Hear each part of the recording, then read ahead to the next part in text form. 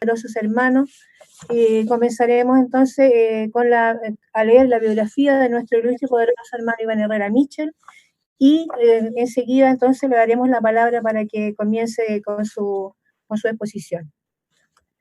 Bueno, comentarles, queridos hermanos, que nuestro ilustre y querido hermano Iván Herrera Mitchell es un destacado abogado y escritor colombiano, ex presidente de la Federación Americana de Supremos Consejos del Rito Escocés Antiguo y Aceptado, grado 33, miembro del Supremo Consejo Omega del Rito Escocés Antiguo y Aceptado para Colombia, quinta orden del Rito Francés, canciller de la Federación Colombiana de Logias Masónicas, autor de diversos libros de temática masónica, como Historia de la Masonería, El Toque y la Palabra, El Escocismo Masónico y las Herramientas Masónicas, miembro del Consejo Editorial de la revista Cultura Masónica.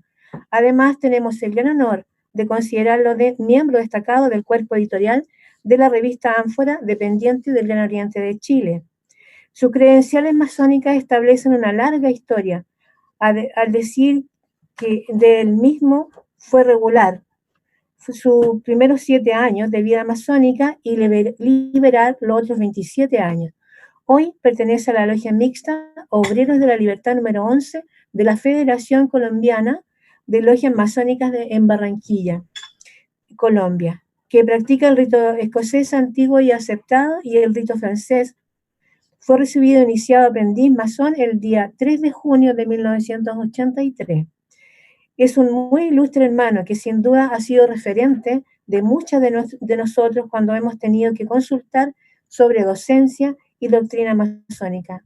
En sus escritos se nota la preocupación por la preservación de la tradición masónica y el cuidado sustantivo de la masonería, como una escuela iniciática de formación de individuos libres y de buenas costumbres, conteniendo la visión liberal y reconocedora de los nuevos tiempos, lo que explica el sentido.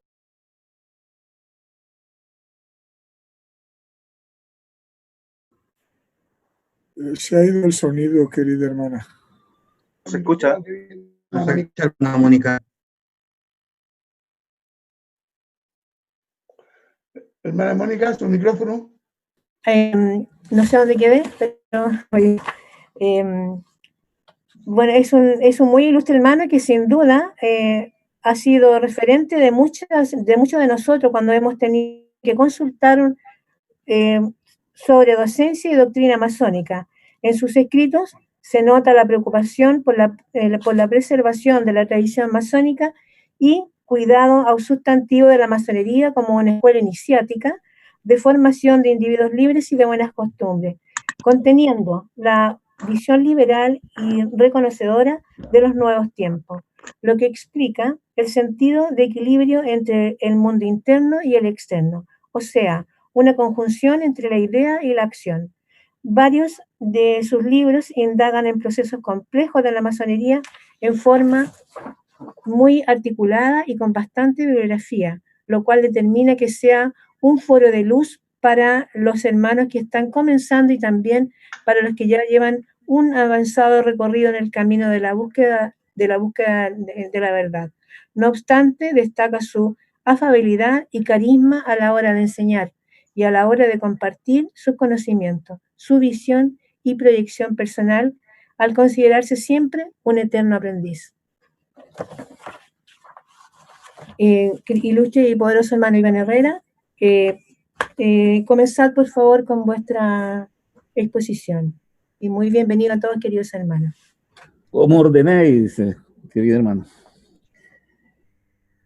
Muy ilustre hermana Mónica Campo Gandur, presidenta de la Delegación Regional del Valle Metropolitano del Gran Oriente de Chile. Serenísimo Gran Maestro del Gran Oriente de Chile, mi muy querido hermano Héctor Díaz Montenegro. Mi muy querido hermano Antonio Amigó, primer vigilante de la Delegación Regional del Valle Metropolitano del Gran Oriente de Chile. Mi querido hermano Rodrigo Céspedes, segundo vigilante de la Delegación Regional del Valle Metropolitano del Gran Oriente de Chile. Queridos hermanos, todos en sus grados y calidades. De nuevo debo saludarlos de la manera más fraternal y agradecida posible por haberme honrado al considerar que algunas consideraciones personales pueden ser oídos en este seminario online organizado dentro del año académico 2020 por el Gran Oriente de Chile. Me pregunta para hoy el plan académico en el marco del grado de maestro masón elaborado por el Gran Oriente de Chile, ¿para dónde vamos? Y caigo en cuenta pensándolo que desde que se hizo presente la pandemia del COVID-19 se puso de moda hacer pronósticos sobre la clase de nueva realidad para la que vamos. En solo este año he conocido una buena cantidad de análisis y vaticinios sobre el futuro, formulado por intelectuales de la talla de Slobodan Zizek, Byung-Chul Han, Yuval Harari, Noam Chomsky, Roberto Espósito, Bill Gates, los que votaron por Donald Trump y Joe Biden y un largo etcétera. Ya veremos qué tanta razón tiene alguno de ellos, pero creo, observando bien y parafraseando a Frederick Robinson, podemos afirmar con toda seguridad que hoy parece más fácil imaginar el fin del mundo que el fin de los disparates. Miren los que hacen pronóstico invocando cumplidamente la palabra esoterismo y espiritualidad, mezclando peras con manzanas y mangos, aunque algunas de sus narrativas no tengan nada de espiritualidad. Ya sabemos, dicho sea de paso, que no todo lo metafísico y esotérico es espiritual o representa una sana espiritualidad. Sabemos que existen religiones y sistemas de creencias que sostienen que somos un eslabón en una cadena de reencarnaciones que van transformando el alma, o que por el contrario considera que Dios regala un alma propia y única a cada persona que vuelva a su seno tras la muerte. A todas ellas debo mi mayor respeto.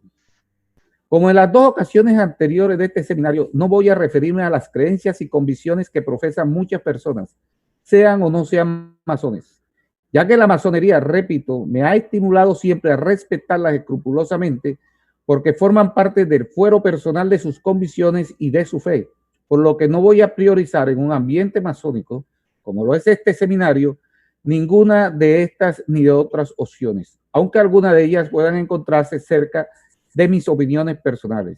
Ya sabemos que la masonería no es un centro de adoctrinamiento, sino un lugar forjador de criterios basado en el respeto a la diferencia que aspira a construir persona y sociedad. Con el coronavirus se han puesto de moda los futurólogos.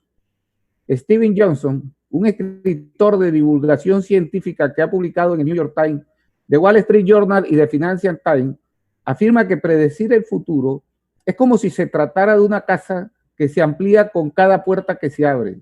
Se empieza en una habitación con 4 puertas. Cada una de ellas lleva otra habitación en la que todavía no se ha estado.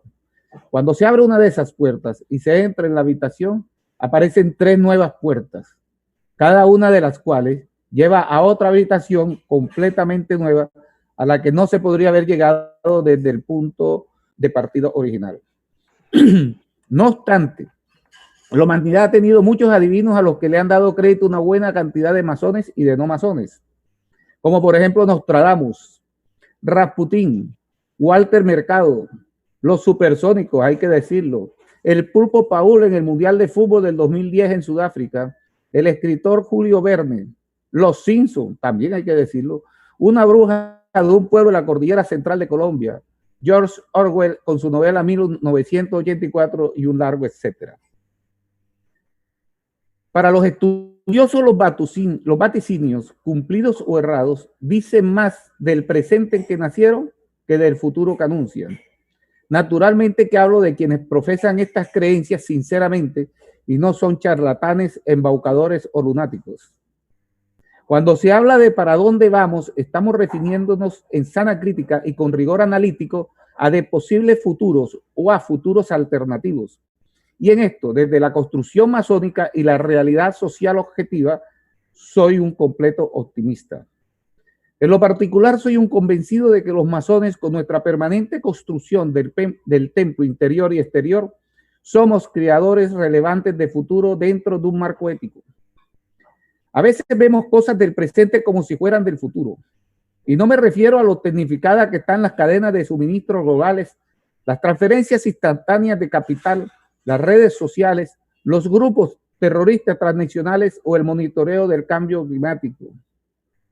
Por ejemplo, voy a permitirme poner un ejemplo que me regaló un querido hermano de mi logia, que es muy conocedor del tema del transhumanismo en sus propias palabras. Ya conocemos que el transhumanismo es un movimiento filosófico y cultural que se basa en el uso libre de la tecnología para un probable mejoramiento del ser humano, tanto en sus capacidades físicas como en las mentales, emocionales y morales, trascendiendo todos sus límites actuales. En febrero de 2011, el ruso Dmitry Iskov, en compañía de especialistas en interfaces neuronales, en robótica y en sistemas y órganos artificiales, fundaron la iniciativa 2045, también conocida como Proyecto Avatar 2045, la que busca una nueva estrategia para el desarrollo de la humanidad y la realización de una nueva realidad futurista basada en 5 principios que son espiritualidad, cultura, ética, ciencia y tecnología. La iniciativa 2045 tiene como objetivo crear tecnologías que permitan la transferencia de la personalidad de un individuo a un portador no biológico y extender la vida así incluso hasta el punto de la inmortalidad. En fin, el fin último consiste en descargar el contenido de nuestro cerebro en una red de datos para literalmente convertirnos en un software, cuya representación podría ser holográfica. Para este 2020, ISCO pretende haber logrado crear una copia robótica de un ser humano que pueda ser controlado directamente mediante una interfaz. Para 2025, dentro de 5 años, la iniciativa espera poder extirpar un cerebro humano y mantenerlo vivo, conectándolo directamente al avatar robótico, que para entonces ya se habrá mejorado.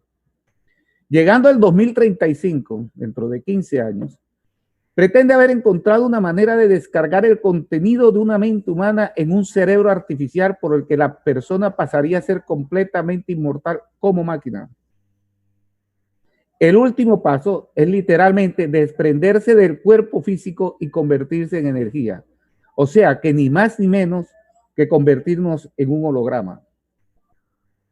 Sin duda alguna, el horizonte de acudir a la biotecnología para aliviar enfermedades, curarlas o incluso prevenirlas es un paso agigantado de la humanidad que nos permitirá aumentar nuestras probabilidades de vida en momentos en donde las enfermedades neurodegenerativas, cardio y cerebrovasculares y el cáncer, por mencionar solo algunas, están aportando la mayor cantidad de muertes en el mundo, incluso muchísimas más que el COVID-19. Las proyecciones, tal como se manifiestan en la iniciativa 2045, exponen al ser humano a través de esta revolución de las tecnologías a una condición que podría conllevar la pérdida de nuestra esencia misma como especie humana. Hasta aquí cito a mi querido hermano, a quien agradezco la información que me ha brindado. Mis queridos hermanos, hacia allá vamos. Podemos seguir hablando del futuro, para dónde vamos, desbordado de nanotecnología, inteligencia artificial y robótica, fusión entre la tecnología y el cerebro humano, máquinas de evolución capaces de construir moléculas y permitir la producción de nuevas clases de proteínas paralelas a las que conforman la vida, así como de las consecuencias de la llamada fase planetaria de la civilización, en las que ya nos encontramos en una zona crítica de alto riesgo, o del impacto del calentamiento global sobre la distribución de las precipitaciones que está moldeando un planeta hacia el que vamos inexorablemente. Un modelo simulado predictivo que tuvo en cuenta datos de los últimos 30.000 años mostró que a mediano plazo el Oriente Medio y el oeste de los Estados Unidos se volverán más secos, mientras que el Nilo y el territorio de China recibirán más aguas. La selva amazónica, nuestra selva amazónica, se trasladará gradualmente hacia el norte, dejando grandes áreas secas en Brasil y Bolivia, y arrojando impensadas repercusiones económicas, sociales y políticas en la gran transformación democrática que ya vivimos en Latinoamérica. Hacia allá vamos, queridos hermanos. El envejecimiento de la población, el avance de China en el contexto global, las demandas crecientes de las poblaciones de los países menos desarrollados, el aumento creciente del consumismo y las desigualdades se darán en medio de cambio climático y una fuerte competencia por los recursos naturales, lo que traerá un riesgo creciente de conflictos regionales. Hacia allá vamos, mis queridos hermanos. Hacia allá van las áreas de la orden que no actúen como centro de adoctrinamiento religioso ni político, sino como un lugar forjador de criterio basado en el respeto a la diferencia, que aspira a ayudar en la tarea de brindar una mayor prosperidad y bienestar de manera sostenible a las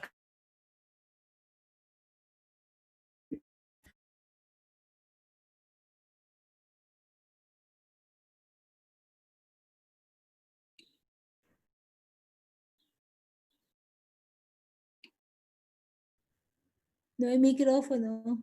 Se cayó la comunicación. presento excusa. ¿Qué pasó? Estaba con los datos de mi celular, llegó el servicio a la casa de internet, me sacó y me quedé, que dije que bueno, y al minuto se volvió a ir, entonces ya desconecté el servicio de internet y sigo con datos para que no me vuelva a pasar. Presento excusa, ilustre hermana María Mónica Campo. Gracias, ilustre hermano. Ahora no sé por dónde quedé. Voy a repetir algo, no sé, aquí por lo menos esta parte. La última parte iba por Nostradamus y por... No, es al principio. No, iba por no al adoctrinamiento, sino, y esta vez vas a empezar,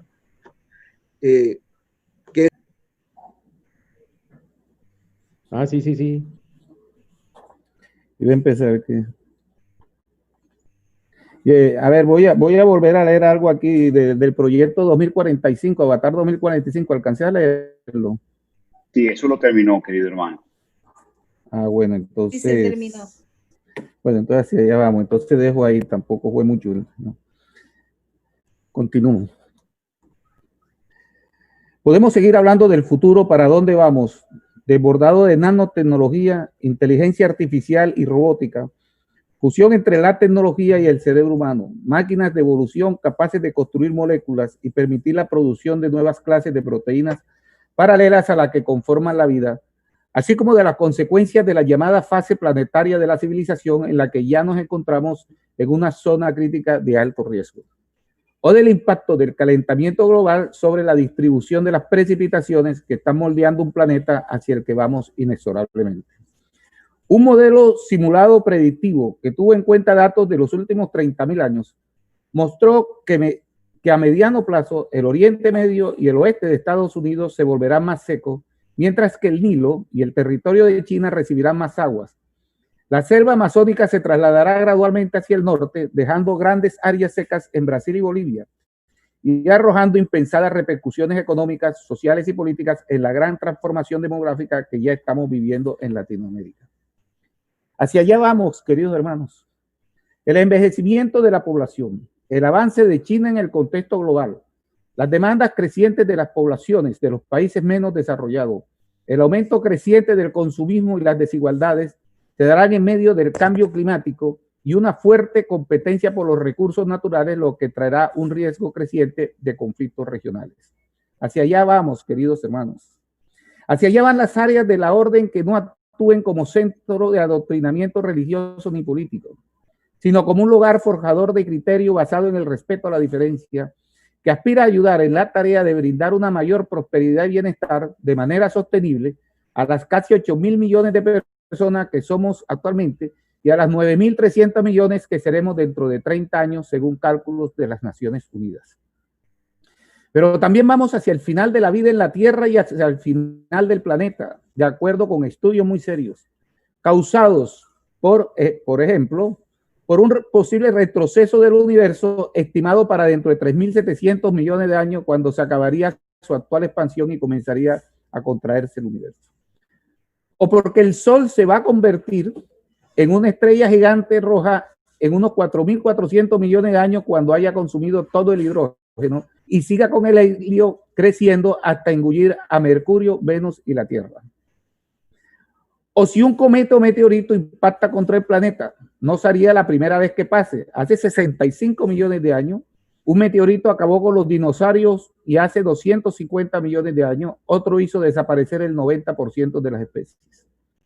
O si por el cambio climático el deshielo aumenta el nivel del mar y la temperatura, causando mayores concentraciones de gases tóxicos y un mortal efecto invernadero que harían del planeta algo muy caliente e invivible. O por la explosión de un supervolcán, tal como nos viene pasando en promedio cada 100.000 años. El último explotó hace 73.000 años y cambió el clima de la Tierra. O por un descontrol de la inteligencia artificial impredecible hoy en sus posibles alcances. O por una guerra nuclear que inicie un loco. Si hoy explotan todas las armas que hemos construido, el impacto alteraría las órbitas del sistema solar. Y si el loco hace que solo explote una milésima parte de ellas, provocaría un clima radioactivo que nos mataría a todos. O por una pandemia planetaria de un virus sin cura ni vacunas. Ya sabemos que es posible. Para allá podemos ir, queridos hermanos. Y como si faltaran malas noticias, el telescopio espacial Hubble acaba de confirmar que la Vía Láctea en donde vivimos ya comenzó a chocar con una vecina mucho más grande que se llama Andrómeda. Todos los cálculos indican que se fusionarán para formar una nueva galaxia gigante a partir de dentro de unos 4.000 millones de años. Eso nos hará desaparecer como vida, como planeta, como sistema solar y como galaxia, y producirá unos juegos pirotécnicos que es posible que nadie vea en la vastedad de un universo sin tiempo ni espacio. Y mientras nosotros estamos tratando de responder para dónde vamos, y hay gente consultando unos naipes y unas tazas de café, un inmenso agujero negro del grande de decenas de miles de millones de soles amenaza con tragarse toda la Vía Láctea desde su propio centro. En el mes de mayo de este año, cuando estábamos en plena pandemia, su brillo aumentó 75 veces y todavía nadie sabe por qué.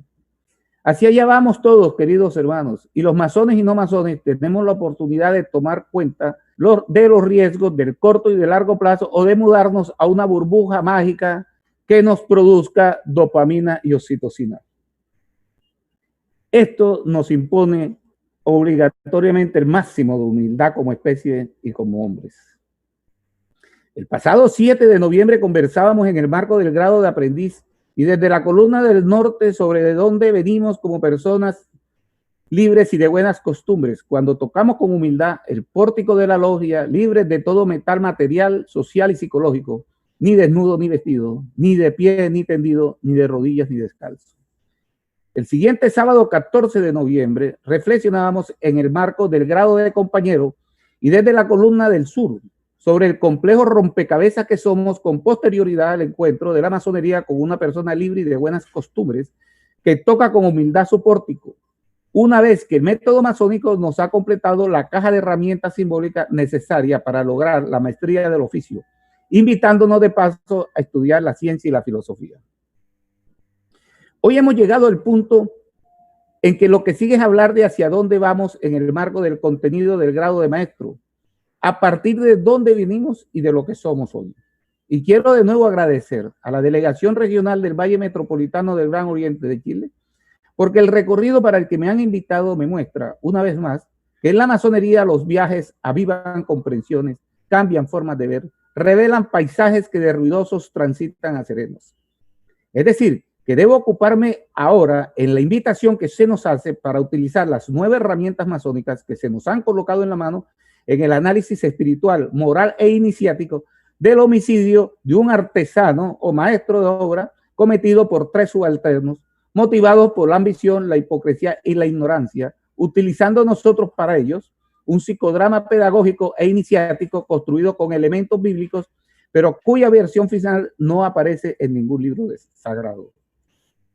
Y hago esta salvedad de que no aparece en ningún libro sagrado la versión final de lo que vivimos en el 3er grado, con el mayor respeto y consideración a mis queridos hermanos cristianos, judíos y musulmanes que me pueden estar oyendo, a quienes manifiesto que no pretendo, ni me es dado masónicamente hacerlo, cambiar, ni complementar, ni aclarar la voluntad revelada que reconocen por su fe en el Talmud, el Corán y la Biblia.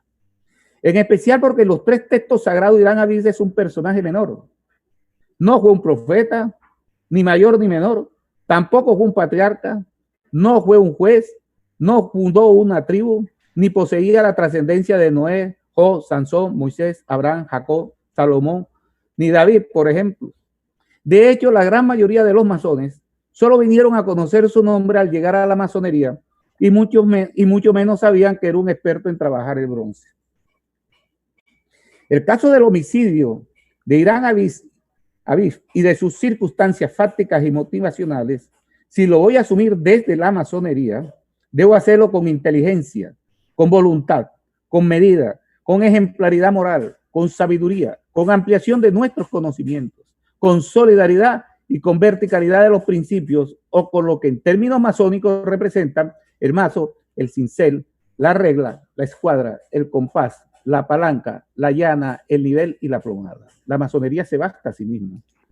Igualmente debo aclarar que no me referiré a una hipotética reencarnación del maestro Irán Aviv, porque estudiada la leyenda, no solo en lo que corresponde al grado de maestro, sino en lo concerniente a otros grados que estudian fragmentos posteriores del relato, en ninguna parte aparece que Irán Aviv resucita o reencarna. La única verdad es que en la exaltación al grado de maestro masón, el recipiendario es el actor principal del drama de la reconstrucción del asesinato, en el que va a recorrer los pasos de la muerte de Irán Aviv por sí mismo. De otra forma, entraríamos en el terreno de las religiones y de la fe de muchos de nuestros hermanos y hermanas, algo que debe merecernos el más sagrado y escrupuloso respeto, porque le dan sentido y orientan sus vidas espirituales. La autoría del texto del mito de Irán Aviv, tal como hizo tránsito a la masonería, se debe a un abad benedictino llamado Walafrín de Reichenau, porque era el abad de una ciudad alemana que se llamaba Reichenau, también conocido como Walafrín Estrabón, porque sufría de estrabismo, que vivió en el siglo IX de nuestra era, quien tomó como base para su invención las tradiciones hebreas del Antiguo Testamento, primer libro de Reyes, capítulo 5, segundo libro de Crónicas, capítulo 3, de tal manera que la historia del asesinato de Irán Aviv por 3 subalternos y lo que siguió ni es hebrea ni es bíblica. Son puntualizaciones que deben quedarle clara a los estudiosos que desean ubicarse en un terreno estrictamente masónico. Tampoco en los antiguos deberes el nombre de Irán Aviv está presente ni se menciona su homicidio. La primera referencia en el tiempo a este personaje de manera muy incidental la encontramos en el manifiesto Cox, redactado hacia el año 1410 o 1420 con el siguiente texto. Abro comillas. Salomón tenía 80,000 constructores a su servicio y el hijo de Tiro era su jefe. Cierro comillas. Este documento reposa actualmente en el Museo Británico en Londres y no se conoce más nada al respecto en ninguna parte antes de la fundación de la Gran Logia de Londres y Westminster en 1717. No obstante, en la literatura de la masonería operativa se observa que poco a poco se fue utilizando la alegoría de un maestro, más que todo como una figura tutelar, pero sin nombrarlo, percibiéndose en ello un matiz funerario y sin establecer una escena dramática ni remotamente parecida a la que conocemos en el grado de maestro masón. Sentado lo anterior y ya ubicado en el mito estrictamente masónico como lo conocemos, con la muerte de Irán Aviv colapsa ética, espiritual y administrativamente la construcción del templo de Salomón, y como en toda leyenda existen varias versiones.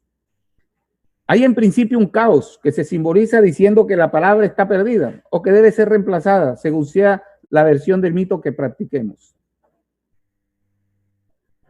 Cuando se reemplaza o se fija una nueva palabra, se reinicia el orden ideal para la obra. Es decir, que en medio del caos, el método masónico nos llama a buscar el orden con inteligencia, con voluntad, con medida, con ejemplaridad moral, con sabiduría, con ampliación de nuestros conocimientos, con solidaridad y con verticalidad de los principios, o con lo que en términos masónicos representan el mazo, el cincel, la regla, la escuadra, el compás, la palanca, la llana, el nivel y la plomada. Me gusta repetirlo, la verdad sea dicha. Para allá debemos ir los masones. Y traigo a colación esta búsqueda esotérica del orden ético, espiritual y administrativo de nuestros trabajos para resaltar que el gran objetivo de la masonería, con su construcción mediante las 9 herramientas del oficio, del templo interior y del gran templo exterior, y en especial del rito escocés antiguo y aceptado, es expresamente, abro comillas, una humanidad más feliz, cierro comillas, de acuerdo con los dispuestos en las grandes constituciones fundacionales del rito de 1786, atribuidas al rey Federico II de Prusia, de quien Voltaire sostenía que era homosexual, dicho sea de paso, en defensa de los actuales masones homosexuales que sufren discriminación en algunos sectores de la orden. Esta búsqueda del orden, que en el grado de maestro representa la expresión palabra perdida, ya la encontraremos en latín en algún espacio de la iniciación sucesiva que a través de sus grados ofrece la masonería, y en especial el rito escocés antiguo y aceptado. Y aquí me detengo por razones meteorológicas, como diría un querido hermano colombiano. Los masones en realidad hemos construido, más que una reglamentación universal, un principio sustancial, referente e interpretativo de la realidad que nos señala un camino, solo con un abordaje crítico de nuestras diferencias, alejándonos del carácter lineal de nuestras estructuras culturales e interrogando nuestros paradigmas con una perspectiva solidaria, podemos hacer sostenible, increciendo aquello de una humanidad más feliz a la que no debemos. Para allá debemos ir los masones, queridos hermanos. Dicho lo anterior, cae de su propio peso que en un ambiente real de incertidumbre, el para dónde vamos termina siendo un interrogante acerca de la dirección que hemos decidido seguir y no un destino predeterminado al que llegaremos con toda seguridad. O dicho con otras palabras y de acuerdo con lo realmente masónico, vamos hacia donde dirijamos nuestra construcción ética y espiritual de nuestras vidas y la de una humanidad más feliz. Eso nos otorga una gran responsabilidad personal, que es algo en lo que nos recalca el grado de aprendiz cuando nos dedicamos al primero de nuestros trabajos con un mazo, un cincel y una regla en la mano. Y representa un esoterismo que no requiere ayuda de esoterismos ajenos. En medio de la variedad de matices de la leyenda de Irán Avis, ya es diciente que la palabra representada por las letras M y D en Estados Unidos, Inglaterra, Irlanda y Escocia, entre otros países, significa que tú eres un constructor y no un desprendimiento corporal como lo conocemos. Ahora bien, la masonería nos pone de presente el reflexionar para construir posibles futuros activamente sin lugar a paralizarnos por exceso de análisis. Una logia que no sale de sus muros a construir el gran templo exterior es solo un conjunto de ladrillos y cemento. El grado de maestro nos coloca frente a una pequeña parte de la leyenda del maestro Irán Avis. Seguramente conocerán más de ella si siguen avanzando en la escala gradual, pero no solo me impide referirme a ella en su totalidad el plan académico de la Delegación Regional del Valle Metropolitano del Gran Oriente de Chile, sino que además tengo como norma de conducta indeclinable observar estrictamente la separación del simbolismo del escocismo. Porque he observado en todas partes que mezclar el simbolismo con el escocismo es la mejor forma de crearnos problemas que tenemos los masones. En eso, como dicen los campesinos de mi tierra, lo mejor para todos es que cada loro permanezca en su propia estaca. De todos modos, esa pequeña parte inicial de la leyenda de la que nos habla el grado de maestro, acerca de un hombre que muere cruelmente por no poner en riesgo la construcción de algo que le es sagrado, y los 3 hombres que lo asesinaron, nos invita a que seamos fieles a nuestros ideales más caros y combatamos la ignorancia, desenmascaremos al hipócrita y abatamos al ambicioso. Es una gran lección de estética moral que transmite un mensaje de dignidad, de compromiso con los principios, a ser íntegros personalmente y a tener respeto por el maestro. A riesgo de que me acusen de hablar de más mientras llueve, les adelanto a los maestros que ya vendrán más adelante otras invitaciones trascendentales, pero que por lo pronto estas son básicamente las que cursa el tercer grado simbólico de la masonería. Lo ideal es que ahondemos en ellas en vez de mudarnos a otros estudios, bajo el pretexto de que son más profundos, siempre y cuando, repito, no se intente llevar a cabo un adoctrinamiento al interior de la orden y se respete, sin desvirtuarlo, el sistema peculiar de moral velado por alegorías e ilustrado por símbolos que es la masonería desde siempre, entendida desde su fundación como un centro de unión y el medio de asegurar una verdadera amistad entre personas que hubiesen debido permanecer perpetuamente alejadas entre sí, a cuyo pórtico tocamos voluntariamente y sin presión alguna, libre de todo metal, ni desnudo, ni vestido, ni de pie, ni tendido, ni de rodillas, ni descalzo, ni calzado. No hay que buscar otra finalidad a la masonería. Queridos hermanos, permítanme por favor regresarme para terminar estas palabras al cuarto gabinete de reflexiones y en especial a la pregunta que respondemos en nuestro testamento moral sobre lo que quisiéramos dejar de nuestro paso por la tierra. Mientras meditábamos acerca de la frugalidad de la vida, despojado de metales, alejado del mundo de las apariencias y de los símbolos de la vanidad, en medio de un careo con nuestra propia finitud, esforzándonos en construir a partir de la percepción directa de nuestro propio deber ser, un ser al servicio de otros.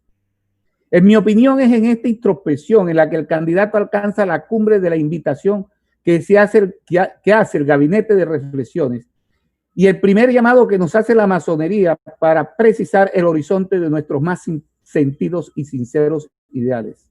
hermanando el grado de aprendiz con el de maestro, y aunque en principio no nos parezca tan claro, enlazando el grado de aprendiz con el grado 33 del rito escocés activo aceptado, que nos convierte en un eterno aprendiz en reflexión permanente sobre la ineludible mortalidad a la que vamos. Queridos hermanos, hoy terminamos este seminario en donde un eterno aprendiz como yo ha recibido el mejor de los salarios gracias a que el Gran Oriente de Chile en general y en particular su delegación regional del Valle Metropolitano me han honrado con excesiva fraternidad. Al permitirme compartir algunas impresiones personales sobre las preguntas filosóficas de dónde venimos, quiénes somos y para dónde vamos, a partir de las enseñanzas esotéricas de lo estrictamente masónico de los grados de aprendiz, compañero y maestro. Agradezco infinitamente por su fraternidad y su compañía durante las 3 jornadas del seminario, a los queridos hermanos organizadores y a quienes me han acompañado siempre u ocasionalmente, aunque solo sea porque me programaron de primero, mientras pacientemente esperaban las luces de los queridos hermanos Carlos Blin, Cognitor, Ricardo Lanz y Antonio Amigó, a quienes igualmente agradezco por permitirme ser su partner. En mi palabra, muy ilustre hermana Mónica Campo Gandur, presidenta de la Delegación Regional del Valle Metropolitano del Gran Oriente de Chile. Muchas gracias por permitirme hacer uso. Muchas gracias, ilustre y poderoso hermano Iván. Ilustres y queridos hermanos, por favor, hacer las consultas por el chat para que nuestro ilustre y poderoso hermano las responda. Así que, por favor, comenzar a hacer las consultas. Las preguntas. Querido hermano Juan Eduardo, por favor. No tenemos preguntas, ilustre y querida hermana, en este minuto. No se escucha, hermano. No se te escucha, hermano. ¿Raro? Ahí sí. Desde el punto de vista de la ciencia, pregunta Daniel Contreras, ¿cuál será el rol de la masonería? ¿Hacia dónde vamos, hermano Iván?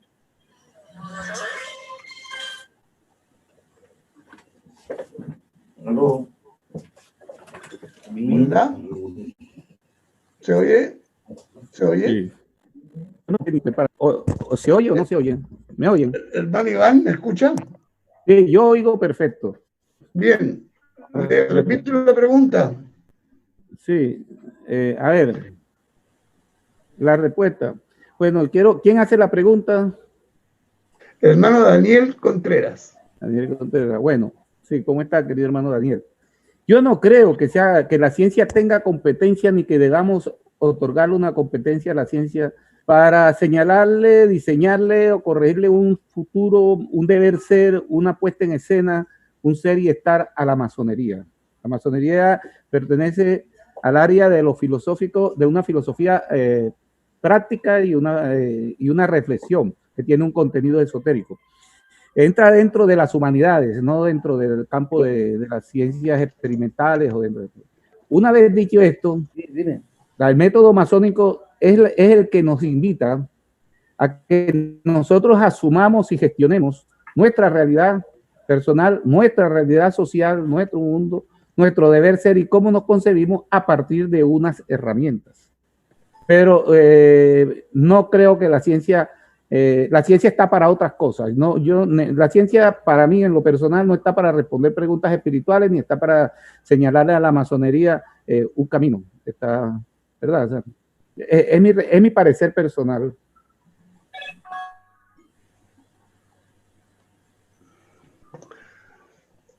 No tenemos preguntas todavía. Estamos motivando a los hermanos. El hermano Hugo Muñoz quería preguntar, ¿sabe por qué motivo la leyenda de Irán se nutre de tantos mitos antiguos?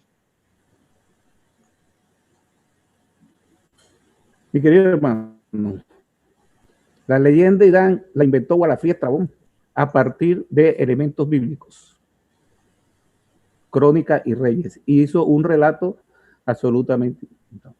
De ahí en adelante, cuando se toma en la década del 20 al 30 en Inglaterra y se introduce el tercer grado de la masonería, a partir de ahí comienza a alimentarse a partir de por donde pasa. Entonces Algunos tienen una lectura del horóscopo, otros tienen una lectura hermética, otros tienen una lectura más social, otros tienen una lectura más filosófica, en fin. Asumirlo nosotros como lo querramos asumir forma parte de nuestras convicciones personales y de nuestras creencias personales.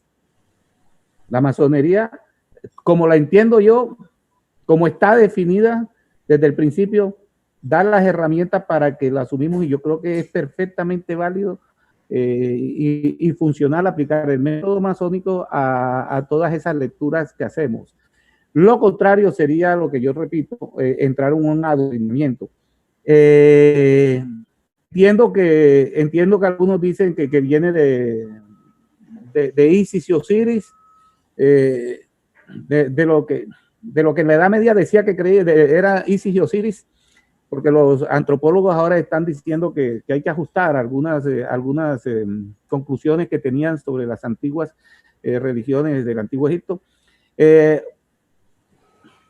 En fin, es producto de la sociología. Cuando pasó por Francia, entró. De todos modos, aunque la masonería, en el momento en que entra el mito de Irán, que no es único, y aquí quiero ser, no es único, ni lo practicamos, y no es cuestión de rito. Dentro del rito escocés antiguo aceptado, que es el que la mayoría practica aquí, hay diferentes versiones.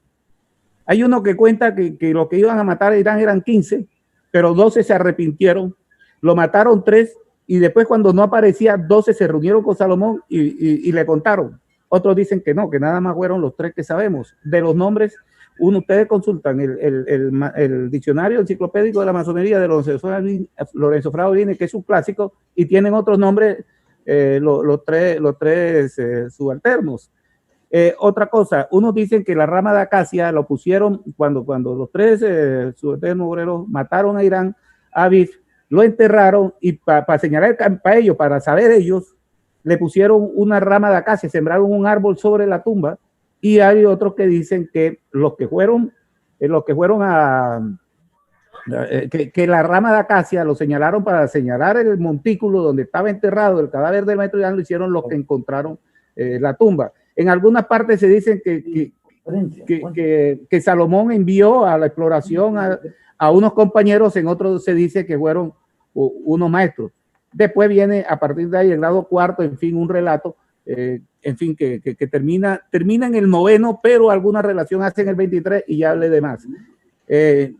Hermanos, siempre hay alguien que entra con su equipaje y da una lectura, pero la leyenda de Irán, el mito, es una narración del siglo IX de un señor que se llamaba, un abad cristiano católico de un monasterio, Reisnó se llamaba el pueblo donde quedaba, por eso se llamó Gualafrí de Reisnó, y como era visco,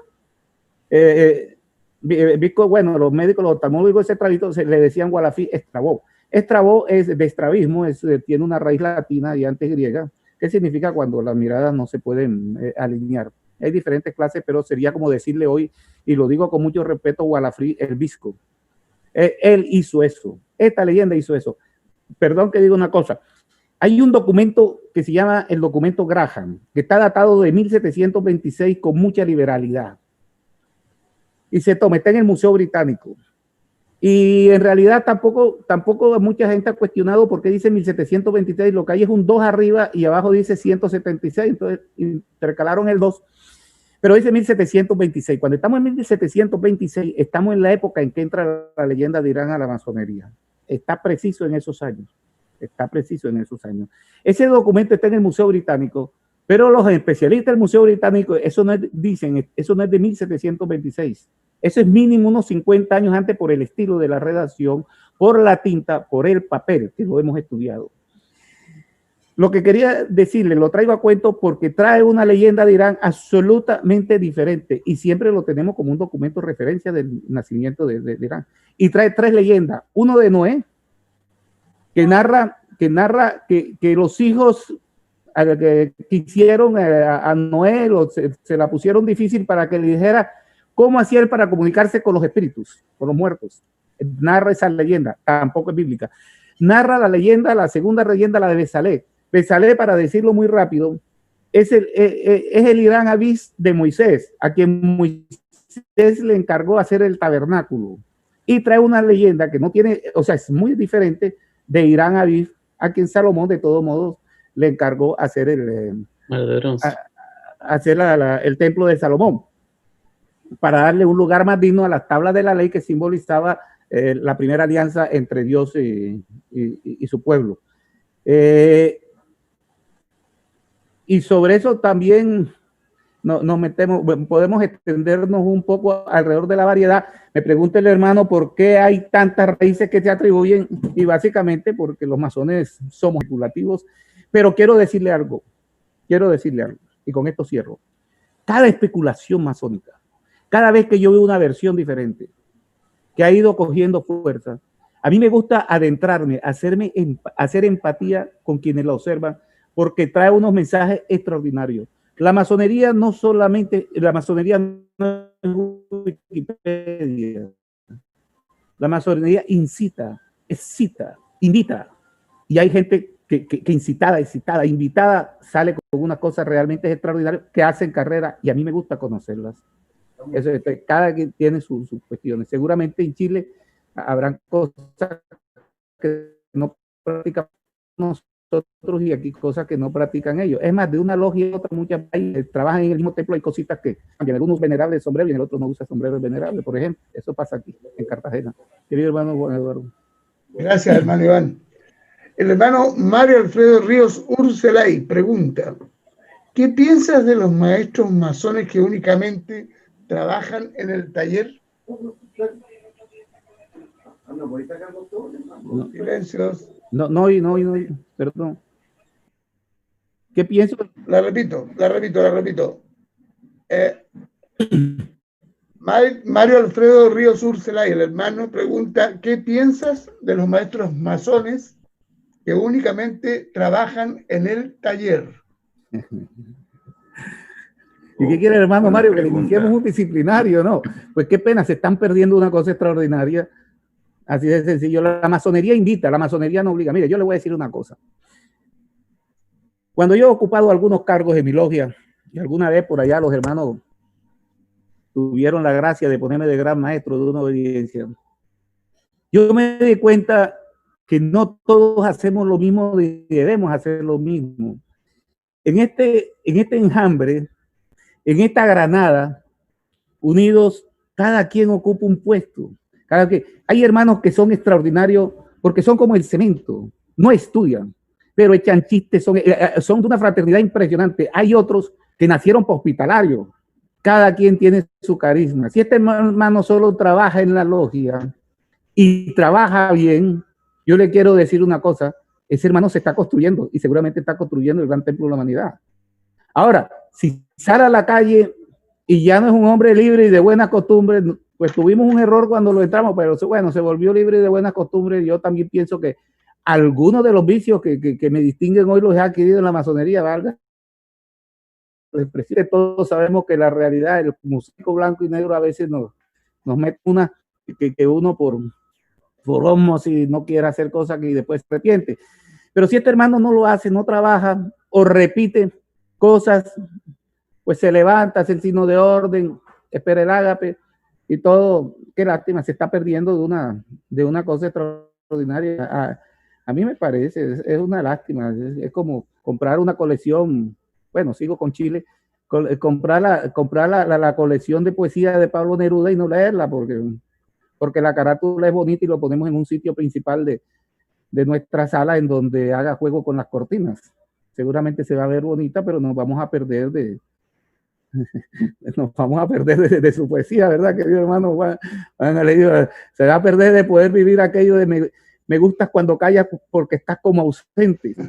Se perdió, lástima. Pero se ve bonita, la verdad. Hay unas ediciones muy bonitas que van con la cortina. Bien, gracias, hermano Iván. El hermano Cristóbal dice: bajo el concepto de tú eres un constructor, ¿usted podría ampliar este concepto? Bueno, sí puedo ampliarlo, pero voy por la orillita y les digo porque no estoy seguro que no llueva. Me imagino que, bueno, se refiere a en Inglaterra, por ejemplo, ejemplo, en la isla británica, cuando se hace el levantamiento en la ceremonia de colación, de la exaltación al sublime grado de maestro masón, a nosotros nos enseñaron, por lo menos a mí me enseñaron, y era literatura que me llega en español, dice que Salomón dijo, la primera palabra que pronuncien, esa es la nueva palabra. Y hablaba de un desprendimiento corporal, una cosa, cuando fueron y descubrieron, el pobre hombre estaba en descomposición. Esa es, y esa palabra, comienza, pues, bueno, la ponen en el mandil, eso sí lo ve todo el mundo con una M y una D. Pero cuando en estos países se hace el levantamiento, y estábamos hablando del rito escocés antiguo y aceptado, porque a veces lo que no está, no, ese es otro rito, no, es otra modalidad del rito, diferente a la mía, si se quiere. Le dice, le da los 5 puntos de la fraternidad. En ese momento, ¿recuerdan ustedes los 5 puntos de la fraternidad? Él le dice, la palabra significa, tú eres un constructor. No significa, tú eres el constructor. No significa, tú eres Irán Aviv. Significa, tú eres un constructor. Eso nos da una gran responsabilidad. Se usa así, hermano, querido hermano. ¿Se dan cuenta? A mí me parece extraordinario ese tipo de cosas. Yo no lo practico, nunca lo he practicado, lo aprendí con información que me llega, con cosas, con algunos rituales que he estudiado, porque también me llamó la atención y dije, ¿cómo así? Entonces, pero sí, es un poco a qué se debe esa expresión cuando se hace el levantamiento de maestros durante la ceremonia de exaltación. Gracias, hermano Iván.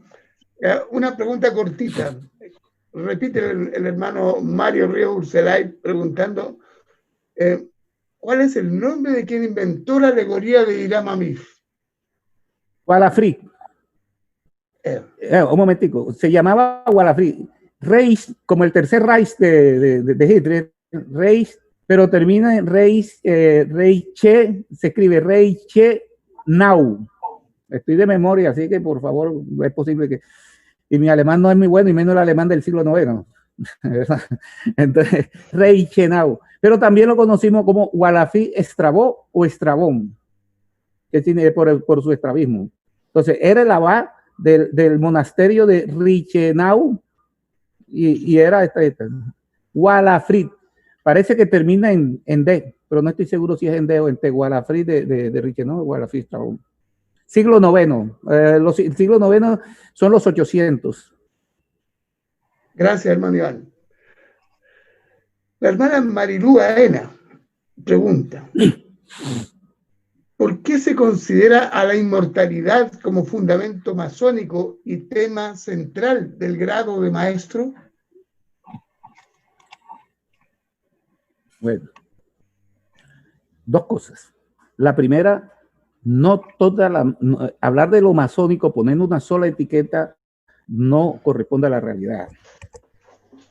Hay masonería, hay sectores de la masonería, y no pocos ni cortitos, que dejan en libertad para que el masón o no masón crea en la mortalidad o en la inmortalidad del alma. Es más, en la existencia del alma, va más allá. Ok. Sin embargo, la acacia representa la inmortalidad de los principios. No solamente había un árbol de acacia, un arbusto de acacia cerca del montículo donde se encontró el cuerpo de Hiram Aviv, sino que además de eso, la acacia simboliza la inmortalidad. Entrado en el tema de que no nos metemos en creencias por respetar la creencia del de al lado, entramos en la inmortalidad de los principios en un marco de dignidad, de deber ser, que es una de las lecciones que en algunos sectores de la masonería transmite la leyenda del maestro Hiram desde lo masónico. Gracias. El hermano Rafael Camerano hace un comentario y dos preguntas. Dice, La teletransportación es diferente al holograma. Es una réplica del estado a cierta distancia y no el transporte de la persona. ¿Qué opina de la duplicación de seres humanos con sus virtudes y defectos? Y continúa.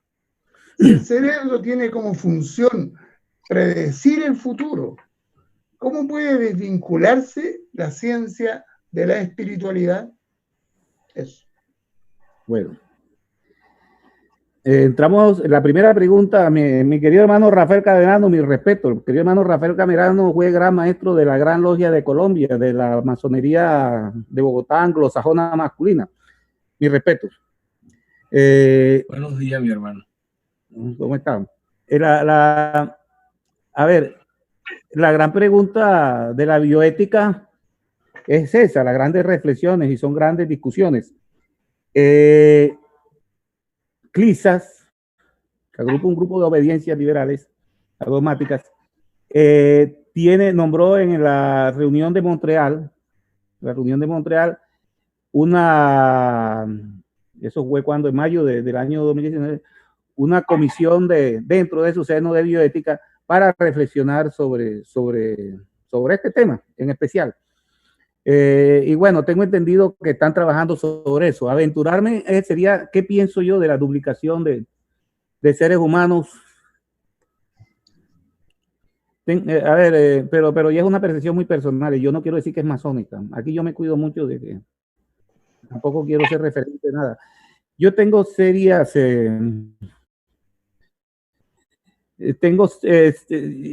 yo creo que no podemos dejarle al solo poder hacer el tema de lo que podemos ser como seres humanos. Ese es mi... Creo que debe haber límites. Pues naturalmente ya comenzamos con los bebés de diseños.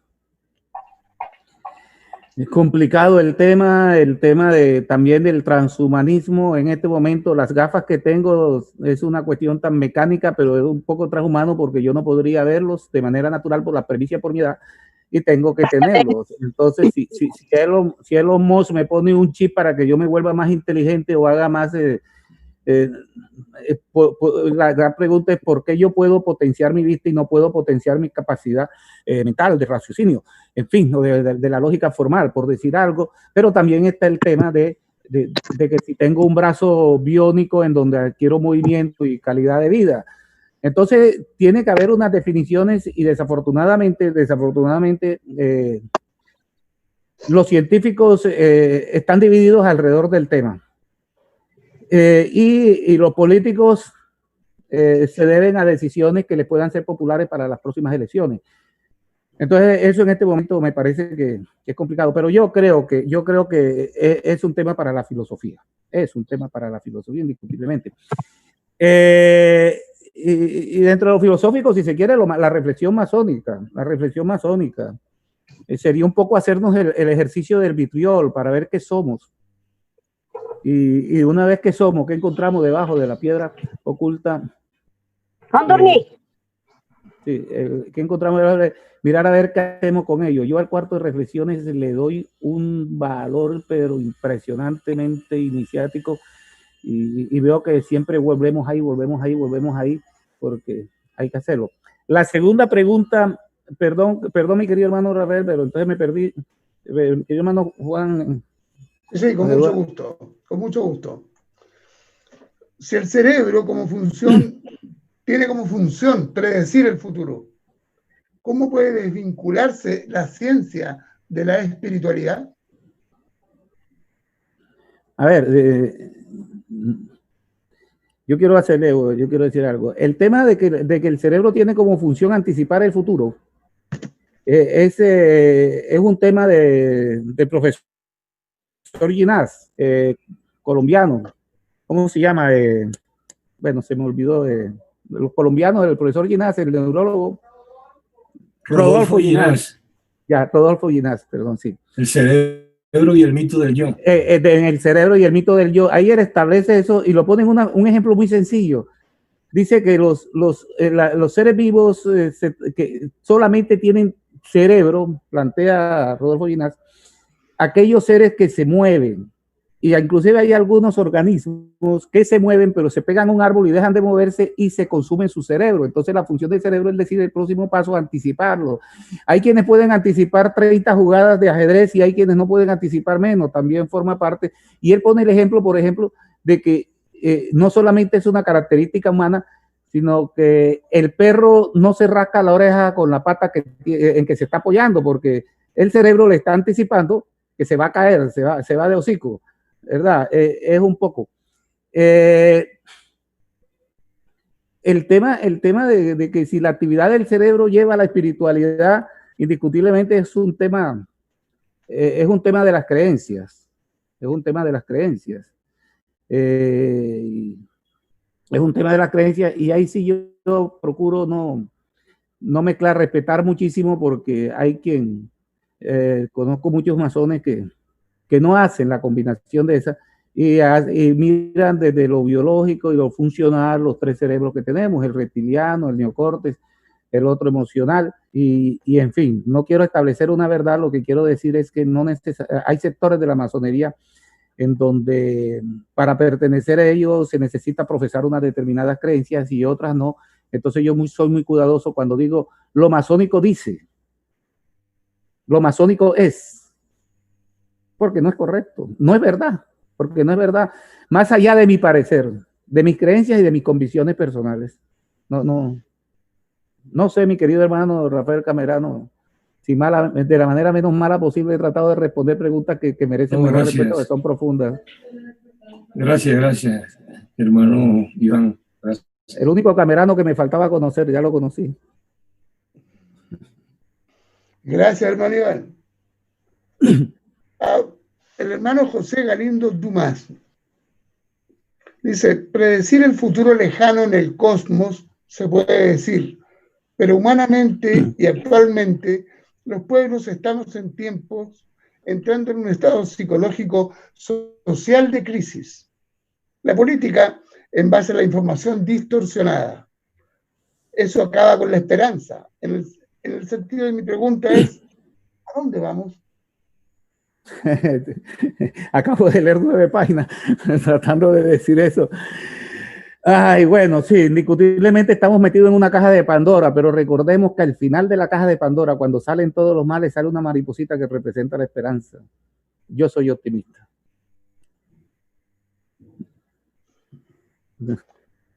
Bien. Eduardo Ramírez pregunta, en esta permanente consulta con el oráculo y nuestras reflexiones con el método masónico, ¿cómo se imagina una masonería haciendo aportes a la comunidad? ¿Cuál sería la mejor manera de hacer una presencia en los medios para compartir de manera didáctica el método masónico adaptado al medio profano? Mi querido hermano, bueno, a ver, la pregunta es de fondo y en este momento se están haciendo estudios. Conozco un estudio de la CMI, conozco un estudio de Brasil, conozco un estudio desde la masonería norteamericana de blancos alrededor de en qué estamos. No es materia de esta charla, pero yo sí creo que estemos haciendo. Sería darnos látigo muy grande. La masonería, hasta donde veo, muy pocas veces, no voy a decir nunca, porque decir nunca y decir siempre es hablar en valores absolutos y no es verdad. Pecaría por reduccionismo. Estamos haciendo, seguimos haciendo. Vean, a mí me llama la atención la cantidad de obras filantrópicas que hace la masonería. Pero me van a decir, pero la filantropía la hacen los clubes rotarios, los clubes de leones, las damas rosadas, en fin. Sí. Pero es un área de la masonería. Estamos construyendo. La hace preparándonos nosotros, construyéndonos. En la masonería pocas veces institucionalmente una gran logia hace algo, un supremo consejo hace algo.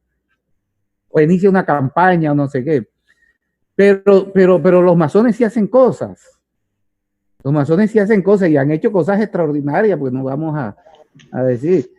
Mucho le debemos en esta época de pandemia y al impulso de las 250 investigaciones que está en curso la Organización Mundial de Salud, a que un masón como Fleming se puso a descubrir microbios. Aquellos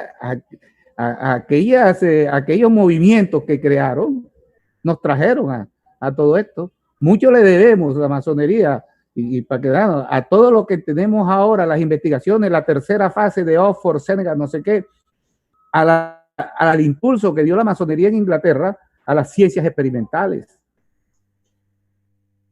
Mucho le debemos la masonería a nuestros ideales de libertad, de igualdad, de todas estas cosas, a los masones que se consustanciaron y impulsaron y motivaron el fenómeno libertario, espiritual, intelectual de la Revolución Francesa. La masonería, yo creo que sí estamos haciendo. Ahora bien, sí estamos haciendo, seguimos haciendo, impulsando, echando para adelante. Hay masones que están en la palestra, claro que sí. Hemos perdido protagonismo político, pero seamos honestos, en Colombia, bueno, ahora no tengo, creo que son 16, 17 masones que han sido presidentes, pero de esos masones que han sido presidentes de la República, muy poco lo podemos referenciar como un gran aporte a la sociedad. De pronto, José Hilario López con la liberación de los esclavos negros, de pronto Murillo Toro con la llegada de las comunicaciones, de pronto López Pumarejo, que creo que no pasó de compañero con lo que llamaba él la Revolución en Marcha, bueno, nos sacó del siglo XIX.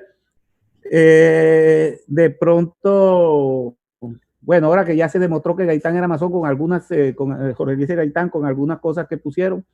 En Chile la masonería no subió a Allende al poder, ni tampoco la masonería subió al poder a Pinochet. Pero no voy a discutir el tema porque sé que aquí también discutimos mucho sobre este y el otro. Pero de ambos podemos decir que hicieron énfasis en un área que sirvió. Y ahí me quedo porque después me comienzan a decir que este sí, aquel no. Entonces, no sé si un poquito la pregunta. Gracias, hermano Iván. El hermano Iván Cabrera. ¿Por qué la gran mayoría de masones incluidos nos genera dificultades entender que nuestra misión como masones para un mejor camino o para donde vamos es enseñar al ignorante, desenmascarar al hipócrita y abatir al ambicioso? Mi querido hermano Iván Cabrera y tocayo, yo tengo otra percepción. Yo creo que los verdaderos masones, los que han entendido este cuento, lo han entendido bien. Y yo veo muchos masones dándose contra las paredes, tratando de desenmascarar al hipócrita, haciendo una posición imprudente. La mujer lo aguanta todo porque tengo que decirlo, porque es que hay que ponerse serio. Es mejor un día colorado que toda la vida pálido. Yo veo masones asumiendo posiciones dignas como la que asumió Irán Aviv. Irán Aviv es una gran lección. Y también lo veo con una estética moral de vida que también es ejemplarizante en su familia, con su vecindario, en las asociaciones de copropietarios, en las asambleas que pertenecen, en los lugares de trabajo, la empresa donde trabaja, la forma de ejercer una profesión, la forma de enfocar una opinión.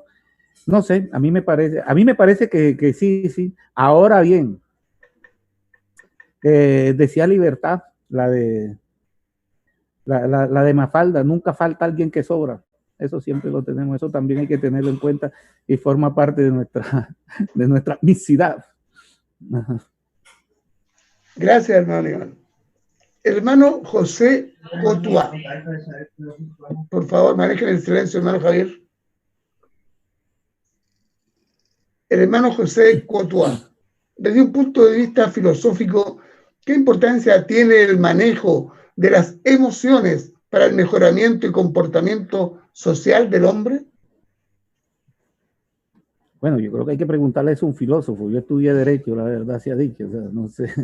O de pronto un psicólogo y tampoco estudió Psicología. No sé si estoy diciendo algo errado.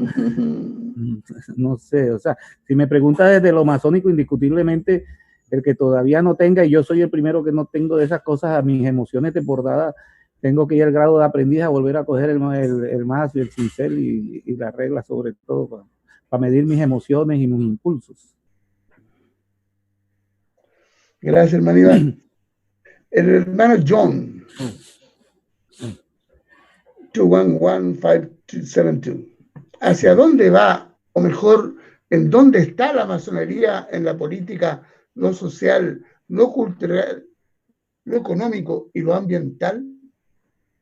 Mire, nosotros nos quejamos mucho del consumismo, de un capitalismo desbordado, de un neoliberalismo desbordado. Nos quejamos mucho de esas cosas, de que el mercado, la mano invisible del mercado agarró todo. Pero eso no es todo el paisaje. Yo soy un convencido que después de 300 años, yo prendo el noticiero, veo la prensa, miro lo que digo y tal. Inclusive, he visto artículos sobre Maradona, ahorita hablaban de Maradona, desde la filosofía. Lo que quiero decirles es, yo veo más masonería que masones. Es el gran éxito de la masonería. La masonería ha sido un gran solsticio. La masonería, cuando arrancaba la edad moderna, después de la edad media, abrió y comenzó a haber más luz y más luz y más luz. Ojalá el otro solsticio no nos vuelva otra vez a traer un poquito más de oscuridad. Pero yo siempre veo más masonería en el ambiente y veo masonería en no masones que ni siquiera tienen parientes masones y nunca han tenido contacto masones, o sea, que masones realmente activos diciendo cosas en cada vez que tienen la ocasión. Nuestras ideas, queridos hermanos, las ideas que nos casamos desde el siglo XVIII han tenido éxito. No tienen el mando, ni lo tendrán, como tampoco tendrán el mando las otras ideas oscurantistas, porque siempre nos debatiremos entre lo que Freud le escribía a Einstein cuando le preguntaba el joven Einstein al viejo Freud, ¿por qué la guerra? A raíz de la primera guerra y que ya se venía la segunda, y Freud decía, es eros y tánatos en el corazón del hombre. Gracias, hermano. Perdón, pero nosotros se supone que estamos del lado de Eros, ¿ah?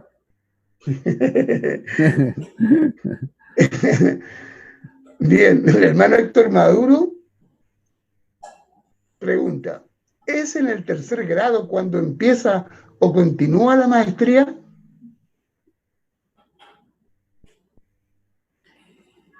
Y a veces ni la alcanzamos en el 33, pero bueno, vamos a decir que la leyenda de Irán comienza en el grado tercero y continúa, pero es que no puedo hablar de eso, pero sí continúa un rato porque va hablando de otras cosas y otros temas, otros valores que es fácil decirlo, se consigue en internet, pero yo no voy a decirlo por disciplina institucional. Es parte de cosas, yo juré no decirla. Entonces tampoco es ningún secreto que va a cambiar el mundo y son cosas extraordinarias, tampoco son cosas que no vi en la universidad, pero que me hacen reflexionar desde un sistema, desde un marco de valores que la masonería me ha invitado, Entonces, sí, ahí comienza, pero la maestría del oficio la tenemos en el grado de compañeros cuando ya tenemos las 9 herramientas. Y aquí de pronto, ¿por qué? Bueno, primero porque no va a haber más herramientas, ya lo que vamos a aplicar las herramientas magistralmente. Al principio de la masonería, en 1717, solamente existían 2 grados, eso todo el mundo lo sabe. Las constituciones de Anderson de 1723, si ustedes la leen, dicen que el venerable maestro y los vigilantes deben ser compañeros. No existía el grado de maestro. Por algunas cosas geográficas, Alberto Moreno, que es un historiador extraordinario, que me gusta leer, bueno, él plantea, bueno, lo que sea, la cosa se descontrola, había que ponerle orden, porque resulta de que los compañeros lo tenía que hacer la gran logia, pero ya habían logias en otros pueblos lejos y eso se volvió muy difícil. Entonces comenzaron a agregar cosas y crearon un tercer grado. El tercer grado se desplazó, lo del segundo grado, se desplazó al tercer grado y lo del primer grado quedó en 2 grados. quedó en 2 grados. Y lo estoy diciendo muy rápido porque ahí hay unas pequeñas cosas. Tampoco se desplazó el 100% ni tampoco se partió por la mitad. Por eso las herramientas nos quedaron nada más 3 en el primer grado y la mayoría de las herramientas nos quedaron en el segundo grado. ¿Por qué nos quedan 6 y 3 en el segundo grado? Es fácil decir porque va más avanzado. Porque es que para la época ser compañero ya habilitaba para ser maestro de la logia. Entonces, la pregunta de mi querido Héctor Maduro, la maestría masónica, indiscutiblemente hay una maestría formal, institucional, convencional. Sí, claro, soy maestro masón a partir del 3er grado, no hay ningún problema. Y seré maestro secreto y ya paro ahí porque después me regalan. Pero la verdadera maestría masónica es una condición personal. Solamente nosotros sabemos si somos o no somos. Y en esto alguien me decía que por qué yo digo que soy un eterno aprendiz. Porque es que si Sócrates dice que solo sé que nada sé, imagínense yo por qué voy a decir que ya lo sé todo. La verdad es que hasta Entonces, pero bueno, la maestría masónica es una condición personal más allá de los grados que adquiramos. Ese es mi personal. Pero sí, la maestría del oficio se alcanza en el 2º grado, no en el 3º. Gracias, hermano Iván. El hermano Marcelo Fuentes Cáceres pregunta, desde su punto de vista, y como lo menciona y sabe que la leyenda del maestro Hiram no está escrita en ningún libro bíblico u otro, ¿me podría decir cuál es su teoría al respecto y a qué nos guía como maestros? A la dignidad. Esa es mi respuesta, a la dignidad. Ahí sí tenemos que convertirnos en un Irán Abid. Cuando él llega a la puerta, a la primera puerta, y le dan, bueno, de pronto llueve, la verdad, pero bueno, le dan su primer tate quieto. Adelante le dicen, dame esto. Y él dice, no, señor, usted no se lo merece. Y le dan su primer tate quieto. En ese momento ha podido ser prudente. Cualquiera dice, si te asaltan, dalo, da el reloj. Pero él no. Dice, no, señor, esto es para construir algo grandioso. Esto es algo para construir donde vamos a meter, no es cualquier templo, no es cualquier mezquita, no es cualquier sinagoga, no es cualquier iglesia en la parroquia de mi barrio. Es el templo, un sitio digno donde van a guardarse en un baúl que le decimos arca, con un diseño especial, con unos ángeles arriba. Bueno, va a guardar la alianza entre Dios y los hombres, y en especial con ese pueblo, con su pueblo elegido. No es cualquier cosa. Y él fiel a sus convicciones, más sinceras y más convencidas, dice, no, señor, primero le dan su primer date quieto, ok. Después sale corriendo por otra puerta que había, y ya él sabía que le iban a pegar, y se hizo pegar de nuevo. No, señor, no se lo voy a dar. Y le dan su segundo tate quieto, todos sabemos, en otra parte. Y sale corriendo para la otra puerta, tratando de escapar, y vuelve y le dice, dame, ya te dieron, por favor, mírate, estás bañado de sangre. Del cuello te sale un chorro de sangre y en el pecho lo tienes abierto una herida. O sea, por favor, no te hagas matar. Y él, no, señor, no se la voy a dar porque ustedes no la merecen, no han hecho méritos. Y no es bueno, para es una lección de ética moral, de dignidad, de compromisos. Es un hombre que se inmola por sus ideas, o sea, por lo que cree que es bueno para sí, para el sentido de su vida, para el sentido de su creencia y para el sentido de su pueblo. Esa es mi teoría, porque bueno, me preguntó que le diera una teoría, esa es mi teoría. Puede haber otras mejores todavía, seguramente.